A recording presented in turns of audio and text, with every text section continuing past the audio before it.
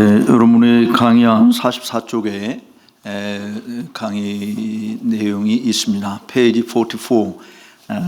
This subject today actually I'll give you is I do believe in Holy Catholic Church. What does it mean by the Holy Catholic Church? So, although this is all written in Korean, but hopefully you can understand. 저는 거룩한 공회를 믿습니다. 우리가 사도신경에 우리가 공회를 믿사오며 이렇게 고백을 하는데 그 사도신경에서 고백하고 있는 그게 뭘 의미하는가, 또 실질적으로 사도신경을 예배 시간마다 암송을 하고 있는데 그 의미를 제대로 이해하고 암송하는 경우가 얼마나 될까, 이런 생각이 사실 저에게 있었기 때문에, 또 한국 교회가 지금 뭐 교파만 나누어져 있는 것이 아니고 같은 교파 안에서도 교회들이 다 다른 모습을 띠고 있어서 과연 주님의 공교회, 하나된 공교회라고 말을 할 수 있는가, 이런 이제 의혹들이 있어서 이 부분을 우리가 어떻게 이해하고 또 공교회를 어떻게 회복하는 것이 필요할까 하는 생각을 보았습니다. 그래서 좀 이 글을 쓰게 된 동기가 그런 거고요. 또 실질적으로 우리가 믿는다라고 이야기를 한다라고 하는 것은 그것이 곧 또 행함과 doing과 관련해요. 그러니까 believing, doing 이 자체가 같은 것이어야 되는데 believing하고 doing하고 서로 다른 이런 현상이 지금 한국 교회 안에 있는 가장 두드러진 부분이 공교회 성이다라고 이렇게 볼 수 있습니다. 또 가톨릭 교회는 말 자체가 가톨릭이라고 하는 보편성 공교회라는 말을 담고 있는데, 우리 개신교는 그런 의미를 드러내는 용어 자체가 사실은 전무하다시피 하는 거예요. 다만 사도신경을 고백할 때 그냥 우리가 거룩한 공회를 믿사오며 이렇게 이야기하는 것이죠. 그래서 그 거룩한 공회라고 하는 말이 정말 과연 어떤 의미인가, 문자적으로 거룩하고 보편적이고 모든 사람들이 함께 공유하는 동일한 본질상에 있는 그런 주님의 하나된 교회, 이 모습을 과연 우리는 견지하고 있는가라고 하는 것, 그거는 굉장히 희미한, 매우 실체 자체가 매우 희미하기 짝이 없는 것이다, 이렇게 보아집니다. 그래서 저는 사실 이 논문을 처음 써서 이제 발표를, 물론 이 내용을 발표한 것은 작년에 개혁주의 포럼에서 처음으로 발표를 해 봤었는데, 이제 그거 내용을 조금 수정 보완해서 오늘 우리 개혁주의 설교연구원 34기 정기 세미나에서 이걸 발표를 다시 하게 된 것은, 제목 주제 자체가 무신론 세속 사회에서 기독교의 응전, 이 부분이 지금 이제 주강사님을 통해서 우리가 강의를 듣지만, 저는 개인적으로 공교회성 회복이야말로 가장 강력한 도전이 세속 사회에 줄 수 있는 것이다, 이렇게 사실은 생각을 합니다. 그러니까 다른 말로 이야기하면 교회가 진짜 교회의 모습을 견지할 때 이 세속 사회에 강력한 도전이 되는 중요한 무기이다, 이렇게 이제 생각을 사실은 하는 거거든요. 그래서 오늘 여러분들과 함께 이 부분을 좀 나누면서 여기에 오신 여러분들만이라도, 우리들만이라도 공교회성 회복에 좀 앞장서는 기회를 좀 가지면 좋겠다 하는 생각을 사실은 하게 됩니다. 특별히 저는 이 공교회성을 단순히 역사적인 측면에서만 보지 않고 성경에서 과연 공교회성을 어떻게 이야기하고 있는가?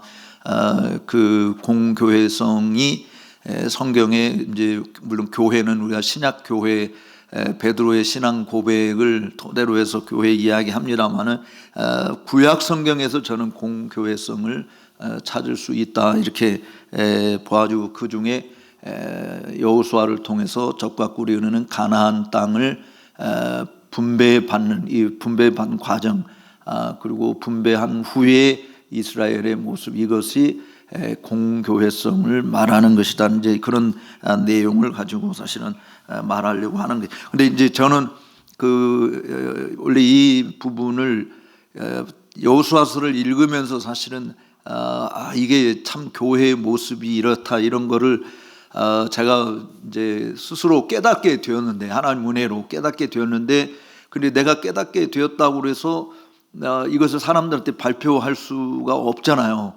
나는 내가 이렇게 깨달았다. 주관적인 생각일 수 있으니까. 그래서 혹시 이런 생각을 한 사람이 있을까 하고 여호수아서 주석을 하여간 시중에 나와 있는 것들을 다 뒤져보고 살펴봤는데 딱 세 사람이 나랑 같은 생각으로 이야기한 사람이 나오더라고요.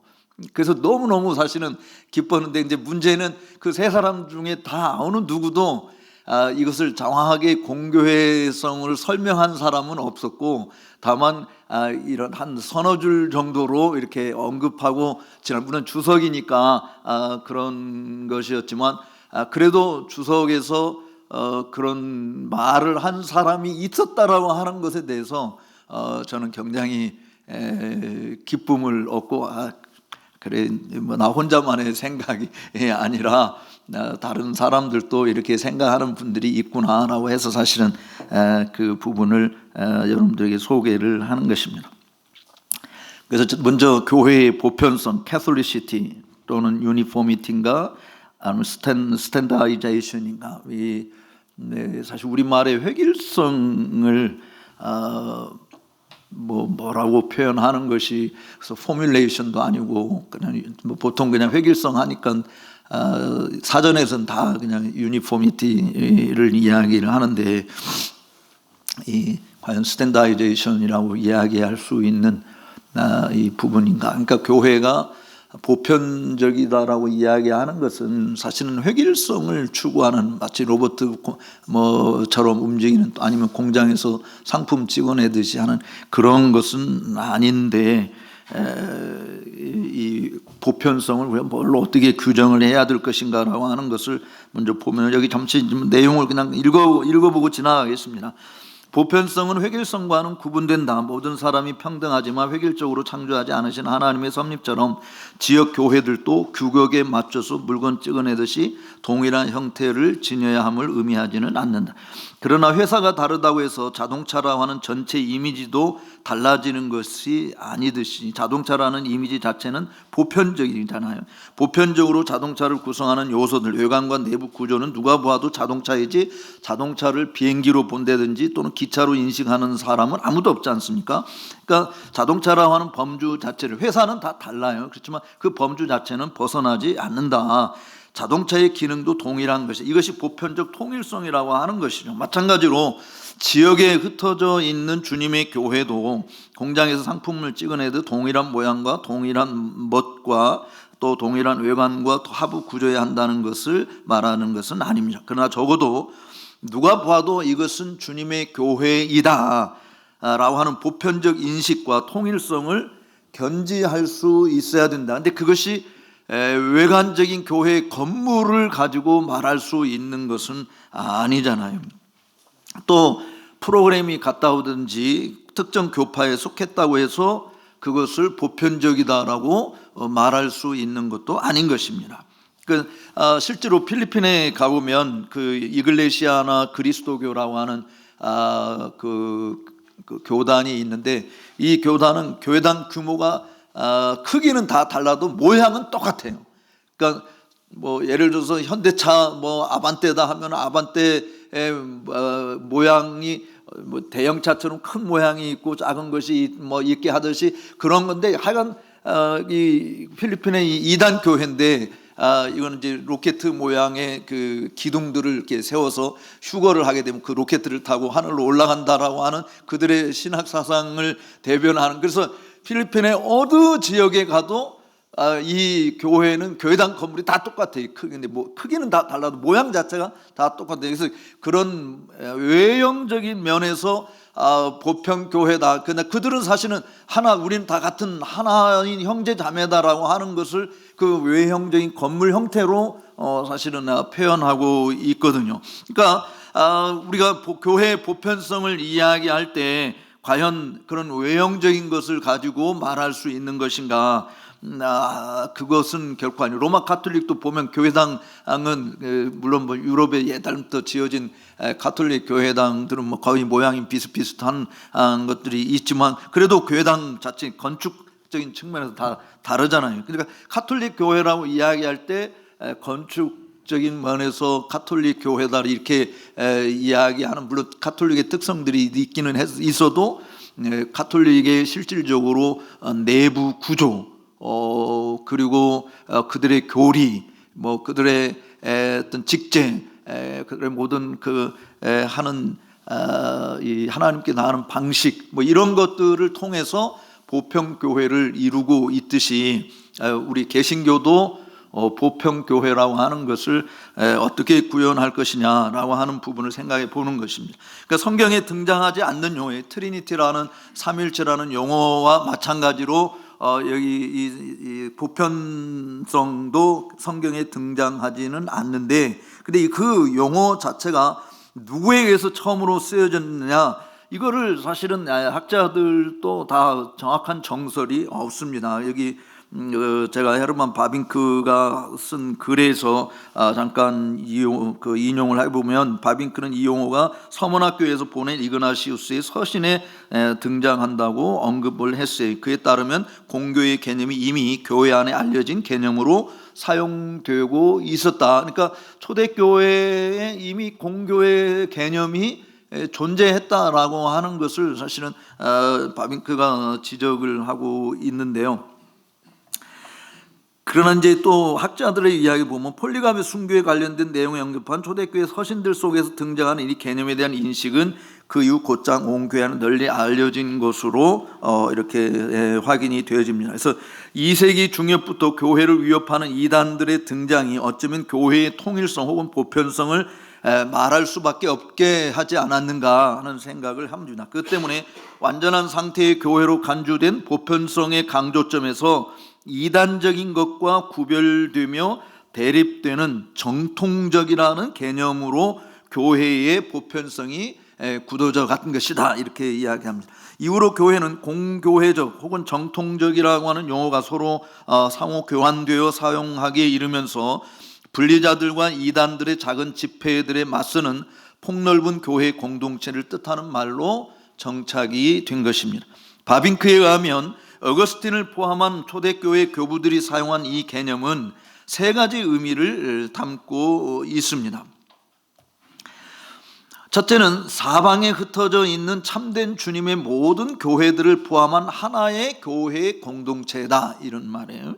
둘째, 물론 개교회 자체도 공교회에 속해 있음으로써 하나의 보편성을 띠고 있으나 그 개교회가 독립적인 것이 아닌 전체 교회 공동체에 속해 있는 한 이론이다 라고 하는 의미를 말하는 것입니다. 둘째는 모든 나라, 모든 지역에 있는 참된 신자들의 총괄적인 모임으로서의 공교회를 이야기합니다. 이것은 영적으로 하나님의 백성으로서의 교회 혹은 이스라엘이라고 하는 구약적 개념과 매우 밀접하다라고 봐지는 것이죠. 세 번째는 인간의 전인적 경험을 내포하는 의미로서의 보편성을 지칭하고 있습니다. 다시 말하면 인간이 알아야 할 보이는 것과 보이지 아니하는 것들에 대한 모든 교리와 육체와 영혼의 죄 문제에 대한 해결책 또는 모든 도덕적 가치의 선행 및 영적인 은사들을 재생시키거나 소유하고 있는 공동체이기 때문에 보편적이라는 의미로 이해되는 것입니다. 바빙크는 거기에 대해서 이렇게 이야기했어요. 교회를 카톨릭이라 함은 땅 이 끝에서부터 저 끝까지 전 세계에 흩어져 있기 때문이다. 인간이 알아야만 하는 모든 교리들, 즉 보이는 것과 보이지 아니하는 것, 천지에 있는 것들과 관련된 교리들을 온전히 가르치는 일을 결코 멈추지 아니하기 때문이다. 또 한 교회를 카톨릭이라 하면 모든 유형의 인간들, 통치자들이나 백성들이나 배운 자들이나 무지한 자들이나 모든 사람이 다 종교적인 순종을 가져오기 때문이다.